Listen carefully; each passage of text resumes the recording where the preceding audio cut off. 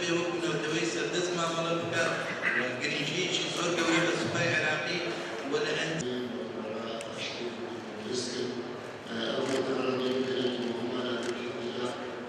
کۆنفرانسیە ئەمڕۆکە ئامادەکراوە دیارەکە وەفدێکی تایبەت بە سەرۆکایەتی میدانی گشتی ڕێکخراوی ئاشتی جیهانی بۆ بنیادنانی گروپ نیشتیمان هاتووەتە هەرێمی کوردستان لەگەڵ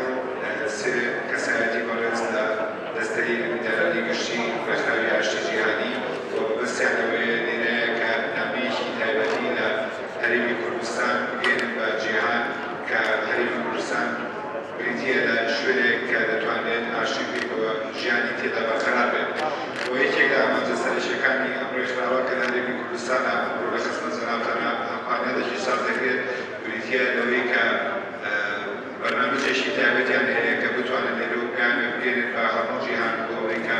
دەیانەوێت کۆشکی ئاشتی لە هەرێمی کوردستانە دروستکەن تاوەکو هەرێمی کوردستان بێ بە بنکەیەک بۆ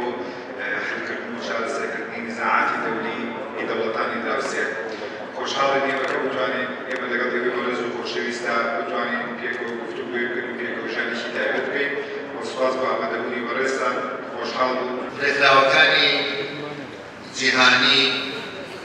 دەوڵ و کاریگەری خۆیان هەیە لە پێشکەوتنی کۆمەلگاکان کۆمەلگای کوردەوانیش کە ئێستا دەیەوێت ڕاگوزەر بکە بەناو